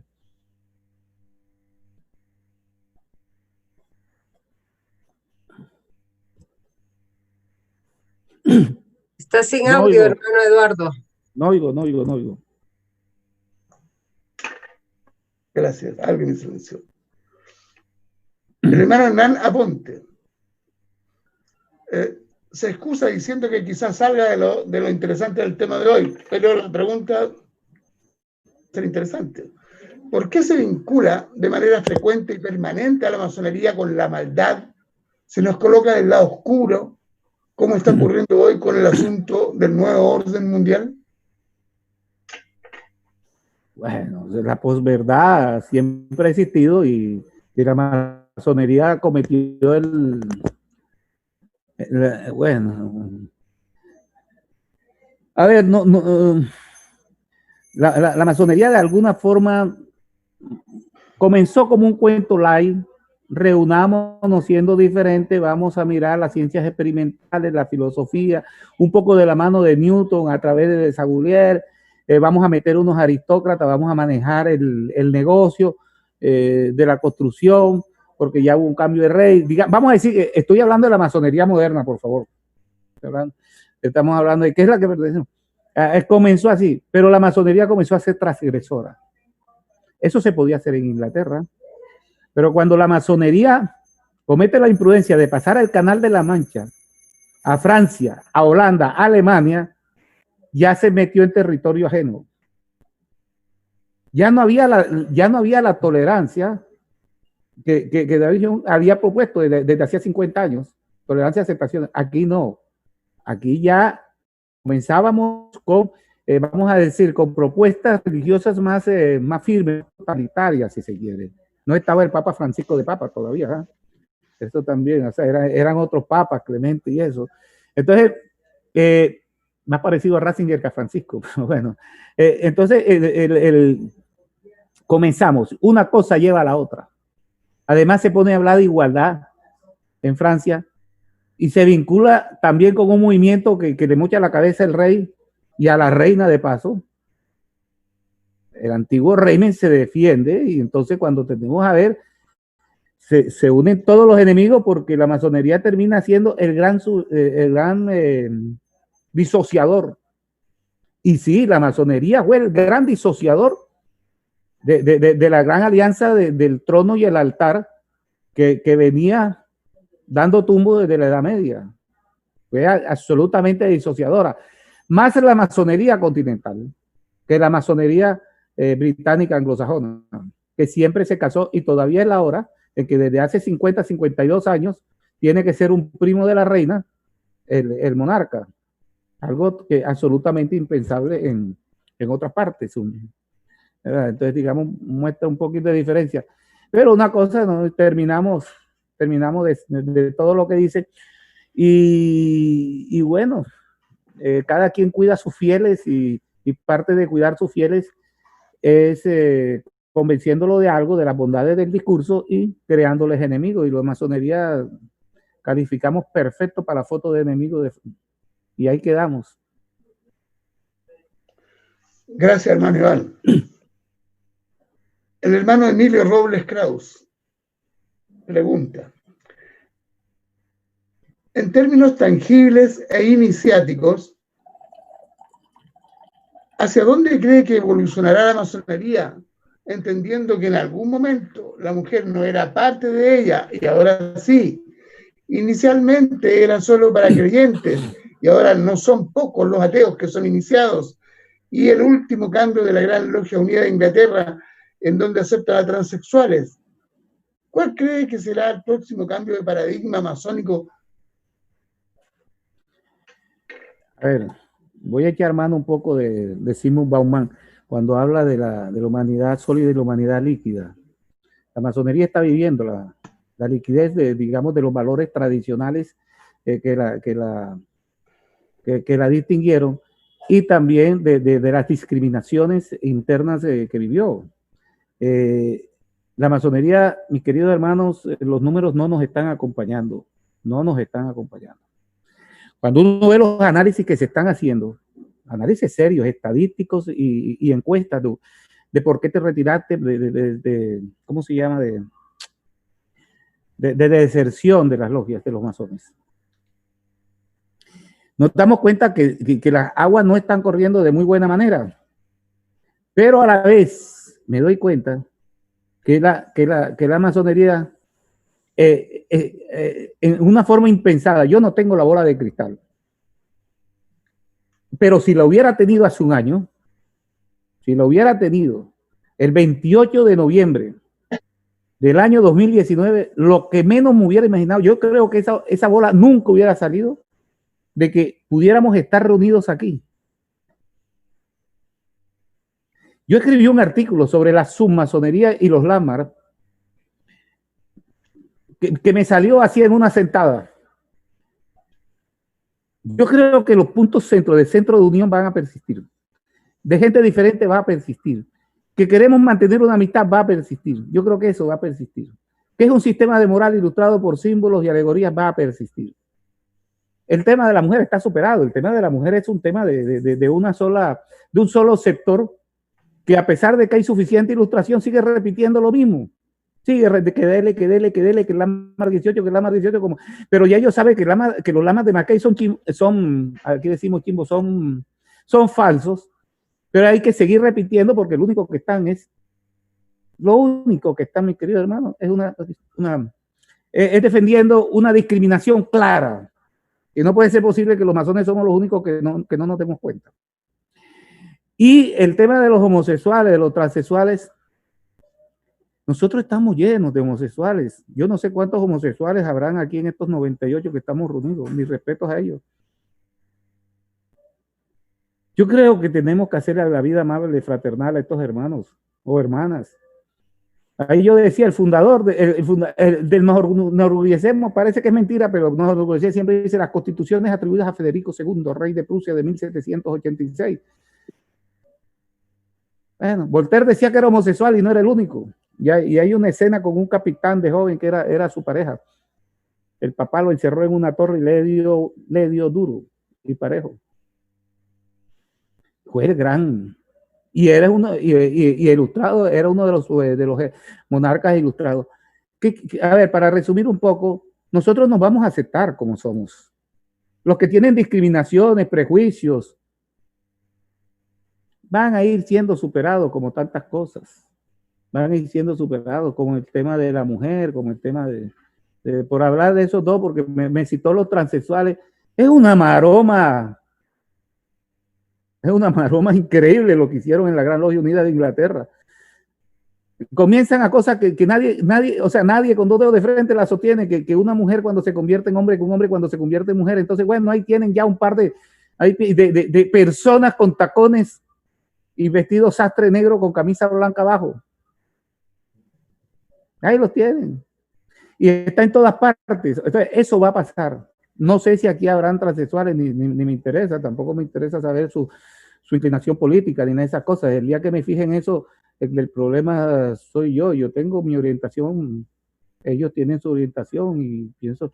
Y el tema de las mujeres, por favor, ya pasó. Entonces, ¿para dónde vamos? No tengo la más mínima idea, porque lo único que me queda claro es que esta masonería que nos reúne aquí por Zoom, y mañana quién sabe por qué aplicación, unida a los verdaderos Lamar de la masonería, no la falsedad de Mackay ni la falsedad de los 50 que hicieron en Estados Unidos a mediados del siglo XIX, va a sobrevivir, no sé cómo, pero lo que más importante es, yo no sé si mis nietos van a ver masonería, pero tengo la más absoluta seguridad que van a ver las consecuencias de la masonería, afortunadamente, en el mundo que van a vivir. Bueno, no, si no nos matamos antes, si un loco no comienza a mandar misiles nucleares, a hundir botones que no debe hundir. Es mi percepción. Gracias, hermano Iván. El hermano Felipe Albornoz dice, si al tocar la tumba de Irán, de acuerdo a la creencia judía, hemos adquirido simbólicamente los valores y las virtudes del maestro, ¿qué valores y virtudes de Irán los maestros masones y masonas debemos practicar del maestro Irán en una sociedad que ha perdido su norte y coordenadas éticas? Bueno, mi querido hermano Felipe, encantado como siempre. Lo primero, quiero recordar, la leyenda de Irán, que vivimos en la masonería, no tiene origen judío, ni tiene origen hebreo. Lo inventó un monje que era abad de un monasterio católico en Alemania, en el siglo IX. O sea, es lo primero que tenemos que hablar. Lo primero, no es judío. tenemos algunas cosas de origen hebreo, las palabras y tal, ¿verdad? Pero, y algunas cosas, pero de origen hebreo, pero la leyenda no tiene absolutamente nada de judía, ni de islámica, ni de andina, ni de inca, ni de azteca, o sea, eso lo inventó un monje tal como nos llegó. Segundo, sí, insisto, la gran lección de Irán Alvis es su ejemplo de dignidad y de defensa de sus ideales a una causa personal, una causa religiosa, una causa espiritual y una causa social. Que también tiene sus diferentes dimensiones. Ese es su gran ejemplo. Ojalá adquiriera yo esa. Pero bueno. Gracias, hermano Iván. La hermana Catherine Troya. ¿A dónde vamos tomando en cuenta que algunos preceptos sociales han cambiado en lo moral y en lo ético? La moral y la ética, mi querida hermana, dependen de las geografías y de las épocas. Hay cosas que son absolutamente éticas y morales en una región del mundo y en otras no. Eso es lo primero. Segundo, ya ubicado en el mismo...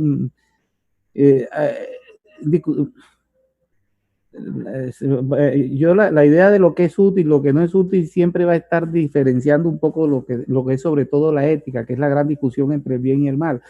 La moral tiene que ver más con costumbres y con este tipo de cosas. A veces veo a mis hijos y los compañeros de mis hijos y a los amigos de mis hijos que viven de manera diferente y conciben las cosas de manera diferente, pero los veo que se van internando y van buscando una pareja, van organizándose de determinada manera, van haciendo proyectos, preocupándose por qué viene ahora. Entonces, a veces, no sé, recuerdo mi tía decía, ya los jóvenes de ahora han perdido todos los principios morales, ya no hay moral, no hay ética. Decía este discurso, ¿y por qué? Porque ya no íbamos a misa, ya no sé qué y tal, y menos mis hijos. Entonces yo no sé si lo que estamos perdiendo son los valores o lo que estamos perdiendo estamos haciendo cambio de costumbres que no necesariamente le hacen daño a nadie. Ahora bien, en todas las épocas han habido costumbres que le hacen daño a todos. Cuando uno ve lo que pensaban algunos grandes hombres romanos sobre la juventud en la época de Roma, y seamos honestos, en mi juventud no éramos ángeles ni querubines, ni tampoco en la de mis padres. Había gente que tenía un sistema de valores un poquito más tradicionales que otros, pero ni la droga no la inventó mi generación. Las nuevas costumbres sexuales no la inventó mi generación. Siempre había quien la practicara y quien no las practicara. La agresión por temas políticos, como vemos en las redes sociales, no la vemos, ahora lo vemos en Facebook. Pero había que ver cómo se daban antes los abuelos en Colombia, los partidos liberal y conservador, para no salirme de Colombia, se mataban de muy mala manera. Había pueblos que pintaban hasta las piedras de azul porque eran del partido conservador y piedras que pintaban de rojo, bueno, porque eran del partido liberal, y como entraba un conservador aquí, un liberal allá, pues más vale que haya encomendado su alma, porque ya tengo un cura cerca, porque yo no sé si en otros países se vivió de eso, pero nosotros, esa era la época de mis abuelos en lo personal. No se vivió todo, y cuando se casaban, los matrimonios, muchos matrimonios, grandes amores y todo, y hasta parejas felices se hicieron en contra de los padres que no podían permitir que el novio o la novia se casaran con alguien, hijo o hija del otro partido, un poco como los Montescos y los Capuletos de Romeo y Julieta de Shakespeare. Se mataban. Otros no, otros se iban y no se casaban, otros se casaban, imponían su amor, otros la madre convencía que lo importante era que fueran felices. Pero yo no creo, yo creo que el mundo sigue teniendo unos valores éticos todavía. Gracias, hermano Iván. El hermano Javier Zapata pregunta: Fermín Vale Amesti, en su libro El retorno de Enoch o la masonería primigenia, escribe, comillas, el hombre común solo conoce y usa un solo y único medio de percepción, la percepción sensible. Esta únicamente recibe información del mundo físico, material, la rodea a través de sus 5 sentidos físicos, con los cuales queda reducido a un estrecho margen de capacidad de percepción. De ese modo, el hombre queda limitado al mundo sensitivo inteligible, mundo que él llama real y objetivo, pero continúa siendo, aunque lo ignore, un topo, un paralítico en el plano sutil. La pregunta es, ¿la leyenda de grado de maestro es abarcable solamente desde el punto de vista racional, filosófico, discursivo o científico? ¿O también considera que existe una respuesta al más trascendente en el otro plano, entendiendo que es un mito? ¿No es perder parte de la poesía de la leyenda de Irán, obviar la interpretación de la leyenda de parte de Gerard de Nerval o Robert Ambelin? Bueno, yo no sé si es una pregunta o una plancha, pero bueno, voy a a ver, bueno, vamos a decir. El mundo de Rostam escribió un libro que se llama Cyrano de Bergerac, un espadachín que tuvo una historia de amor con Rossini, Cristian Nubret. Al principio decirlo es un drama extraordinario y bonito. Pero el mundo de Rostam se inspiró en un mundo de Rostam que vivió realmente en los años 1600. Problemático, es excelente con la espada, se hacía duelo con todo el mundo. Peleaba, bueno, esos tipos problemáticos y tal, y pasó, pero el tipo escribió, perdón. Era la otra faceta. Y él escribió el verdadero Cyrano de Bergerac. Dice que hoy tenemos los sentidos que tenemos, vemos, oídos, que no sé qué. Y que es posible que si tuviéramos otros sentidos diferentes que no conocemos, ni podemos imaginar, pudiéramos percibir otras cosas diferentes que no podemos imaginar. Algunos cerebros tienen la función de que pueden ver en colores los sonidos. No lo ven con los ojos, naturalmente, pero su oído, cuando entra el sonido al cerebro, en la parte de, no sé qué parte del cerebro, en la parte del cerebro que tiene que ver con la reproducción de imágenes, le surgen colores. Debe ser una cosa hermosa. Debe ser una cosa hermosa. Es posible que seamos un topo. Es posible que ya tengamos lo que se necesitaba tener. Saber que había, o sea, decir, yo lo miro como una posibilidad. Que puede ser o no puede ser. Entrar en el plano astral, entrar en todas estas cosas, es dar por cierto algunas creencias. Las creencias tienen el mérito de que son por ciertas, se dan por cierta para quien las profesa. Yo no creo que lo que transmita la leyenda de Irán sea racional. No lo veo racional. No podría. Lo veo como un sistema voy a decirlo rápido, como un sistema de valores para darle lectura a un deber ser. Si ya tengo, a diferencia mía, querido hermano, tiene algún otro sentido o capacidad o órgano que le permita ver cosas que yo no veo, pues yo me excuso ahí.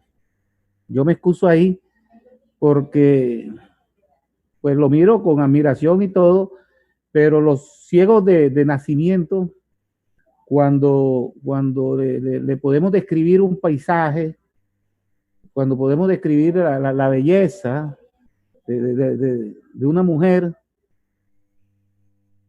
o de un hombre, según sea el caso que tenemos, cuando tenemos la belleza de una mujer, cuando tratamos de describir lo que sentimos, cuando miramos enamorado a una mujer que esté enamorada de nosotros, yo no sé hasta dónde él pueda verlo, o sea, verlo entre comillas. Naturalmente se hará alguna imagen que no tengo ni idea a partir de un mapa perceptual que pueda irse construyendo desde la no visión. A mí me puede estar pasando eso, es posible. Pero para eso se necesita para dos cosas, que yo sea un topo que no tengo esa visión y que hay un hermano que sí la tiene. Se necesitan las dos cosas. Hay la posibilidad que algún hermano la tenga y hay la posibilidad que no la tenga, hay posibilidad que yo pueda desarrollar esa visión, hay la posibilidad que no pueda desarrollar esa visión. Pero en todo caso entramos en el tema indiscutible de los sistemas de creencias. Esa es mi percepción. Gracias, hermano Iván. Hermana María Jesús pregunta, ¿hacia dónde cree usted que nos dice el ritual de tercer grado que vamos?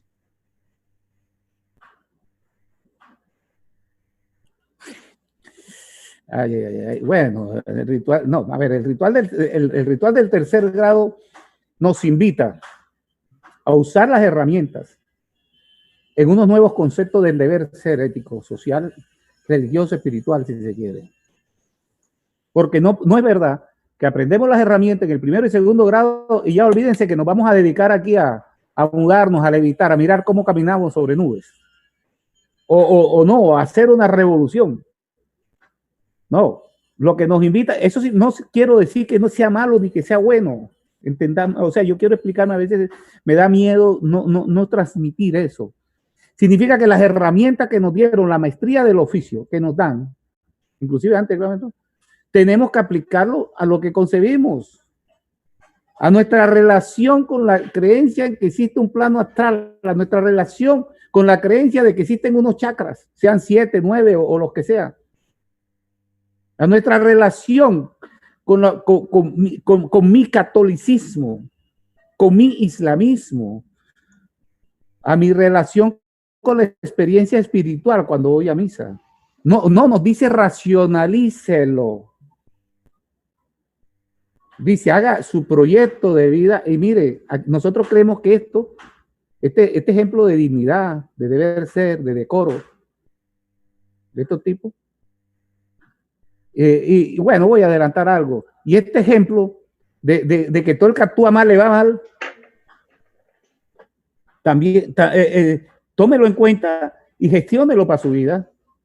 Gestiónelo para su vida. Ya quisiera yo poder transmitirle eso a mis hijos con un ejemplo tan didáctico y tan iniciático que puedo llenarlo de mis valores morales, de mis valores espirituales. No sé, querido hermano Juan Eduardo. Muchas gracias. La última pregunta de la jornada viene de no, porque el querido hermano Antonio me va a regañar, ya está bravo conmigo. Proviene del hermano Alfonso del... Sí, mi querido hermano. ¿Cómo debe ser un maestro masón ideal? Mi querido hermano, yo usted lo tengo como un masón ideal, con una gran construcción de su templo interior y con una vocación de servicio a la comunidad en Cúcuta impresionante y a los migrantes venezolanos que con mucha necesidad a veces pasan la frontera en medio de grandes dificultades por unas trochas en donde corren el peligro no solamente de perder los bienes, sino la poco bienes que traen, sino su propia vida. Lo he visto darle la mano, mi querido hermano, a hermanos venezolanos, hermanos y hermanas venezolanos. Lo he visto. Grandes dignatarios de la masonería venezolana. Y mi querido hermano sabe que no doy nombre porque no. Y también venezolanas que llegan a bailar en los semáforos para poder ganarse la vida. Absolutamente indocumentada. Y los he visto. Eso, mi querido hermano, ustedes hoy tienen una ceremonia, creo. Los he visto hacer en medio de la virtualidad las ceremonias de exaltación con un cuidado del deber ser extraordinario. Y lo he visto cómo se construyen a sí mismos. Eso, mi querido hermano, usted lo lidera. Para mí, usted es un buen masón. Para mí, me sirve de ejemplo. Yo no tengo tanto, pero bueno, tampoco quiero entrar en la lisonja.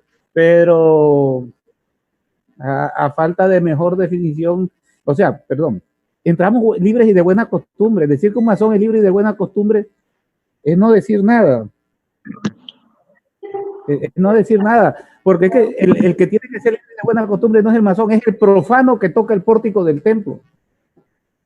A partir de ahí, la masonería comienza a decir más cosas, pero ya salimos de buena costumbre, de libre y de buena costumbre. Es mi palabra, querido hermano Alfonso. Muchas gracias. Muchas gracias. Muchas gracias, hermano Iván. No, señor. Dejamos a la hermana Mónica con la palabra.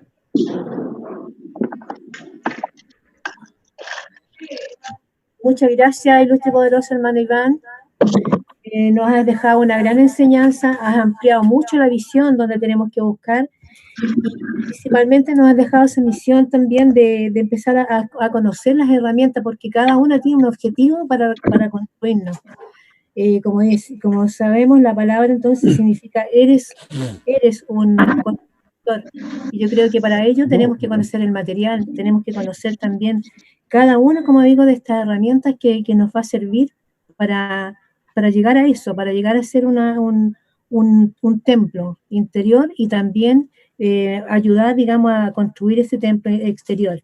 Yo te agradezco mucho, ilustre y poderoso hermano, ha sido fundamental para nuestro seminario de este año en los 3 grados simbólicos y una gran enseñanza para nosotros también por todo tu conocimiento, por todo tu estudio, por la permanente información que tú vas creando con todo tu amplio conocimiento y quiero agradecerte, querido hermano Iván, por eso mismo, que ha sido un ejemplo y bueno, hoy día ya en un rato más vamos a comenzar con el segundo tema y vamos a tener un break de unos 10 minutos y para comenzar entonces con nuestro querido hermano Antonio Amigó y el segundo tema de nuestro seminario. Son fraternalmente agradecerle un abrazo grande por este tiempo, su tiempo siempre está muy ocupado, sin embargo te has dado esta disposición de tiempo y estar con nosotros y enseñarnos muchas cosas que a veces uno las ve, pero hoy día nos ha aclarado mucho lo que significa realmente ser un maestro para enseñar, para aplicarlo en nosotros mismos y eso, creo que se ha ampliado mucho la visión de lo que significa ser un masón y un maestro principalmente. Así que agradecía ilustre y poderoso hermano Iván. Así que vamos a pasar ahora entonces, querido hermano.